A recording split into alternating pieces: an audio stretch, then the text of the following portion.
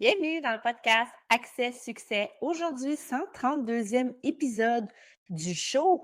Et aujourd'hui, je te parle des 8 compétences qui vont distinguer les vrais leaders du top 1%. Parce que oui, il y a seulement qu'1% des gens qui réussissent véritablement en affaires.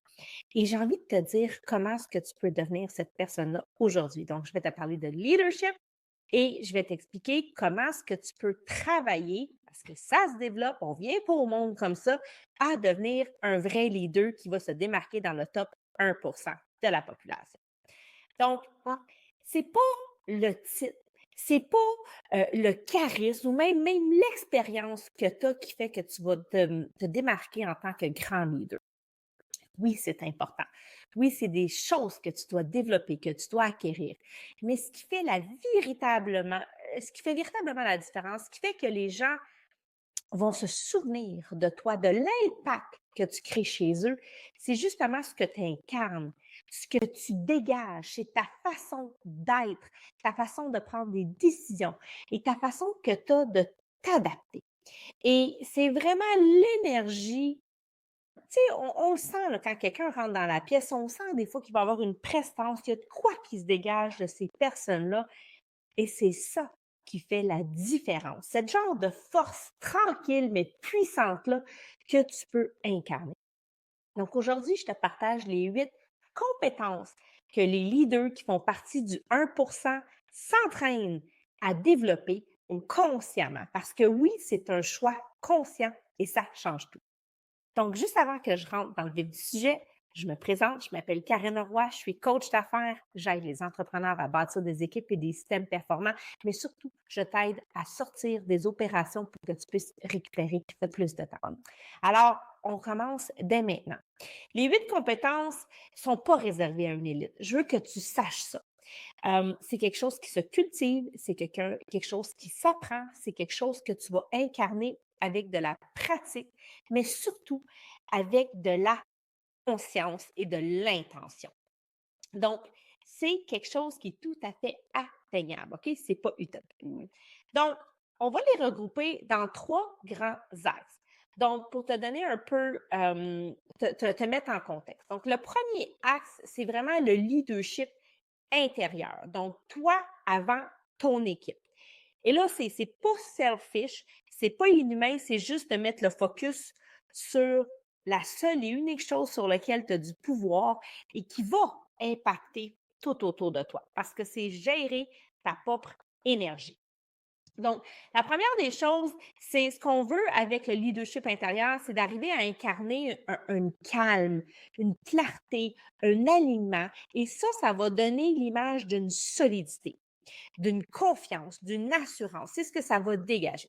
Donc, la première des habiletés, des compétences que tu dois développer, c'est ton agilité émotionnelle. Donc, c'est facile à dire, mais la régulation des émotions, c'est pas quelque chose qu'on apprend à l'école, malheureusement. C'est pas quelque chose que nos parents, bien souvent aussi, nous ont appris. De plus en plus, ce sont des sujets développés en psychologie. On en parle, on l'explique. Ça devient de plus en plus tendance. Mais on est des électrons libres, des humains électrons libres blessés, là, on va se le dire. Donc, de développer de l'agilité émotionnelle, ça demande de la conscience, ça demande de l'intention, et c'est pas quelque chose qui est facile à faire. Mais ce que ça fait, c'est de nous amener à apprendre à rester calme. Et c'est ce qui va inspirer la confiance. Donc, rester calme quand on est déclenché, quand on est trigger, c'est pas toujours évident. Donc, les leaders du top 1%, ils ont appris à ne pas réagir à chaud. Autrement dit, quand ils sont déclenchés, quand il se passe une émotion forte, souvent négative, ils vont apprendre à la détecter on the spot, à se gérer pour ne pas réagir, mais pour répondre avec conscience et intention. Et ça, c'est apprendre à maîtriser ses émotions. Bon, et c'est quand on maîtrise ses émotions, on arrive à maîtriser son impact. Bon, c'est ce qu'on appelle la maturité émotionnelle, l'agilité émotionnelle. Et j'ai envie de dire que c'est probablement un des éléments les plus difficiles à incarner dans sa posture de leadership parce que la vie va vite.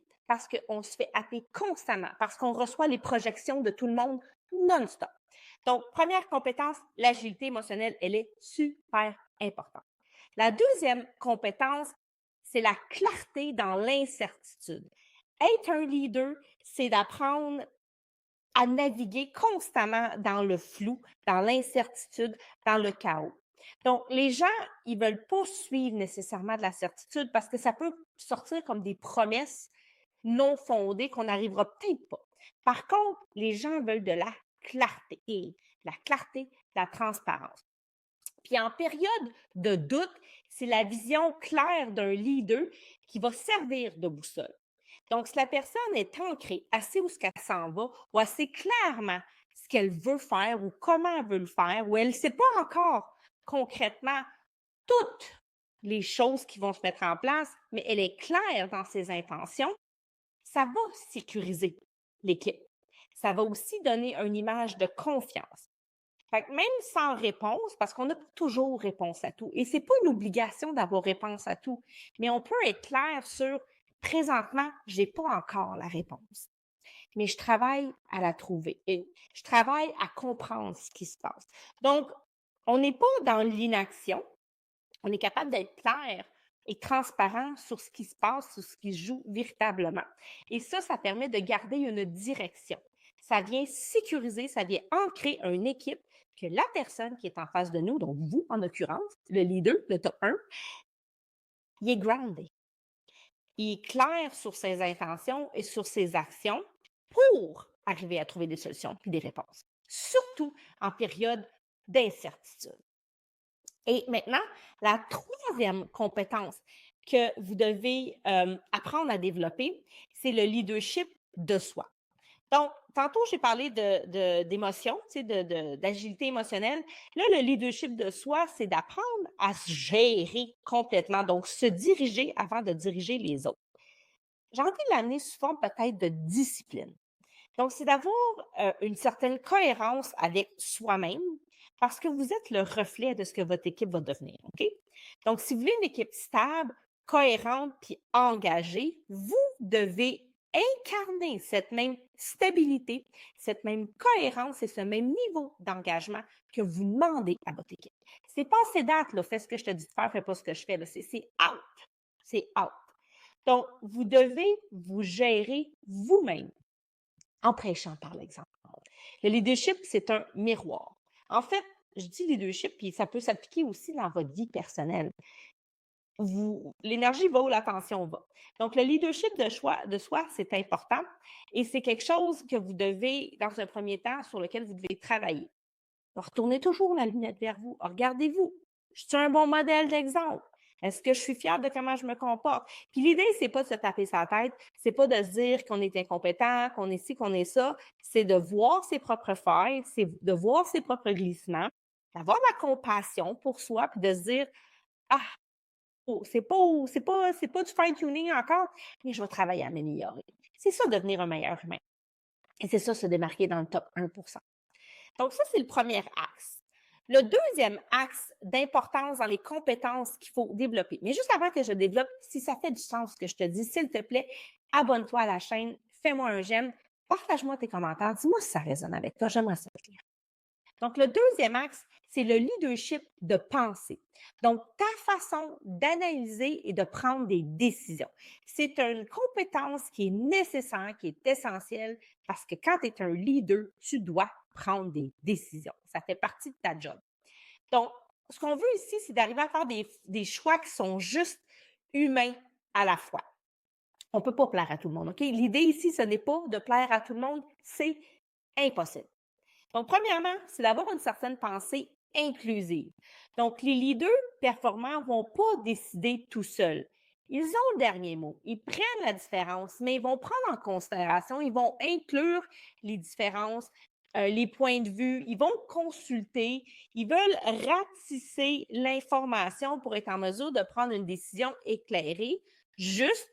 On ne cherche pas nécessairement le consensus ici, mais on veut inclure l'input, l'avis, l'expertise des gens de notre équipe. Le but ici, ce n'est pas de ralentir la prise de décision, parce que si on attend de parler à tout le monde, on ne prendra pas de décision. Mais on peut avoir des personnes clés en qui on a confiance et qui peuvent apporter un avis, un input important dans notre équipe. Donc, ça fait que ça booste l'intelligence d'un peu tout le monde et du leader. Donc, on veut développer une pensée inclusive. Vous avez le dernier mot. C'est votre business. Vous n'êtes pas obligé de prendre en considération tout ce que les gens vont vous dire ou ce qu'ils vont vous partager. Ceci dit, ça va venir élargir votre spectre de réflexion pour pouvoir prendre une meilleure décision. Maintenant, l'autre élément, c'est des décisions basées sur des données. Donc, on peut se connecter à son intuition. Et je pense que c'est un sens qu'on développe ou on n'utilise pas assez en tant que leader. Mais au-delà de l'intention, de l'intuition, il faut pouvoir se baser sur des données claires, tangibles et concrètes. Donc, un bon leader ne va pas juste trancher juste sur l'émotion. Il va s'en servir pour venir valider un peu peut-être son feeling ou son ressenti, mais il ne faut pas mélanger le cœur avec les faits. Donc, ça prend des preuves, ça prend des données, ça prend des statistiques. On regarde les paramètres, c'est nos tableaux de bord de gestion qui vont venir. Il faut faire parler les chiffres. Il faut comprendre qu'est-ce qui se passe. Donc, il faut les mesurer, bien évidemment, il faut les suivre. Donc, il faut développer cette habileté-là à suivre les chiffres, à regarder les données, à les analyser et les interpréter. Et après ça, sans perdre l'humain derrière tout ça, parce que gérer des équipes, c'est gérer des humains. Mais les données parlent d'elles-mêmes. Donc, il faut aussi partir de ces données-là pour mettre en place des pistes d'amélioration. Ça, c'était le deuxième axe. Donc, le troisième axe maintenant, c'est le leadership adaptatif. Donc, le leadership adaptatif, c'est ta façon d'évoluer. Comment est-ce que tu deviens un meilleur leader, un meilleur humain? Comment est-ce que tu évolues? Et on est tout le temps en train d'évoluer. Il y en a qui évoluent plus rapidement que d'autres. Il y en a qui vont prendre une tangente, il y en a qui vont prendre une autre tangente. C'est OK, la vie, elle est faite comme ça. Mais l'idée, c'est de rester pertinent et agile dans un monde en mouvement extrêmement rapide. Et là, on est dans une ère technologique extrêmement rapide avec l'arrivée de l'IA. Et on en parle encore justement avec mes clients en rencontre, il n'y a pas longtemps, parce que c'est une technologie que si tu donnes la peine de vouloir la comprendre puis de l'apprendre, ben ce que tu es en train d'apprendre 2 minutes après est déjà rendu désuet. Donc, ça a un impact et ça va avoir un impact dans les prochaines années de façon significative. Donc, le leader a réellement, s'il veut survivre, s'il veut grandir, s'il veut réussir, doit être capable de développer sa capacité à s'adapter. Donc, on parle de changement, d'être capable de gérer, de vivre et de lui-même s'imposer des changements. Et comment est-ce qu'on peut faire ça? Donc, c'est quoi les compétences que tu peux développer? Mais dans un premier temps, ça va être la curiosité. Les leaders du top 1% sont curieux d'apprendre, de comprendre. Ils vont poser des questions. Ils ne vont pas nécessairement imposer des choses. Ils veulent, dans un premier temps, chercher à savoir qu'est-ce que ça a apporté. C'est quoi les retombées.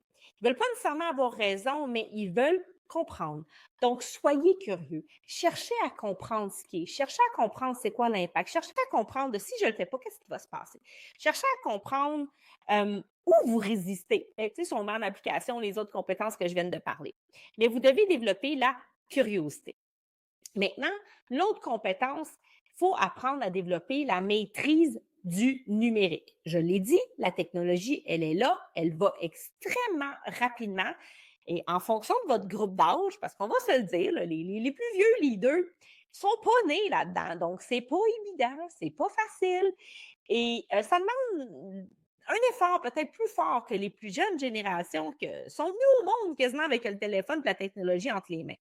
Donc, il faut comprendre la technologie, son impact humain. Et je trouve que c'est important ce que je viens de dire. La technologie a un impact sur l'humain. Il y a des zones de fragilité, c'est essentiel de comprendre ça. Maintenant, est-ce que vous avez besoin de tout maîtriser ça et de le faire par vous-même? Peut-être pas.